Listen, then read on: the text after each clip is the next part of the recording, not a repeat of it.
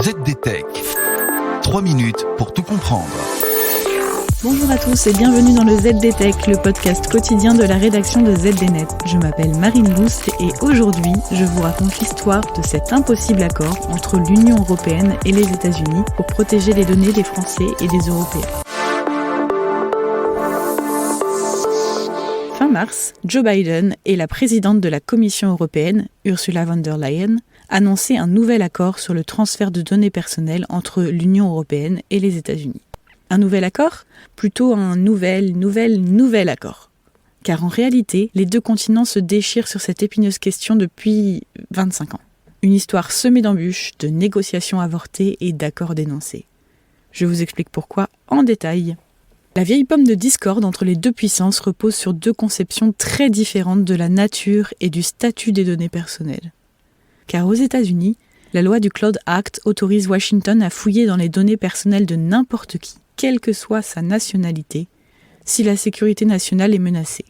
Les données d'un client français de Microsoft hébergé dans un data center du Wyoming peuvent donc être perquisitionnées sans embâche par la justice américaine. Le débat, en fait, est presque philosophique. D'un côté, l'Europe cherche à garantir la protection des données de ses concitoyens. Mais aux États-Unis, la sécurité de l'État passe par la consultation des données des clients, même européens, des sociétés américaines. Et quand deux lois s'opposent, difficile de trouver un accord. Pourtant, ce n'est pas faute d'avoir essayé. Les premiers ratés ont lieu dès 1998, avec l'accord dit du Safe Harbor. Ce texte donne un premier cadre juridique au transfert de données personnelles entre l'Union européenne et les États-Unis. Mais l'accord est invalidé en 2015, grâce à la détermination d'un jeune activiste autrichien, Max Schrems. La Cour de justice de l'Union européenne considère que le texte est dangereux pour les citoyens européens. Face à l'urgence juridique, le vide laissé par l'invalidation du Safe Harbor est comblé en 2016 avec un nouveau texte, le Privacy Shield. Son objectif, permettre les transferts de données tout en respectant à la fois les lois européennes et les lois américaines. Mais Max Schrems frappe de nouveau, et l'arrêt Schrems 2 invalide le Privacy Shield en 2020. Car entre-temps, l'Europe s'est dotée du RGPD, le règlement général sur la protection des données, mis en place en 2018. Et la Cour de justice de l'Union européenne juge que le Privacy Shield ne respecte pas ce nouveau texte. Pourtant, des transferts de données personnelles transatlantiques, il y en a tous les jours. Et il faut rapidement trouver une solution juridique.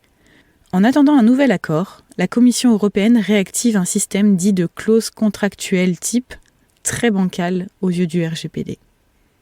C'est pourquoi l'accord annoncé en grande pompe au mois de mars est crucial. Problème, personne ne connaît encore sa nature. Et Max Schrems, lui, se montre déjà sceptique. Attendons le texte, mais je parie qu'il échouera à nouveau, prédit le militant. Et voilà, on a fait le tour du sujet. Pour en savoir plus, rendez-vous sur zdnet.fr et retrouvez tous les jours un épisode du ZDTech sur vos plateformes de podcast préférées. ZDTech. 3 minutes pour tout comprendre.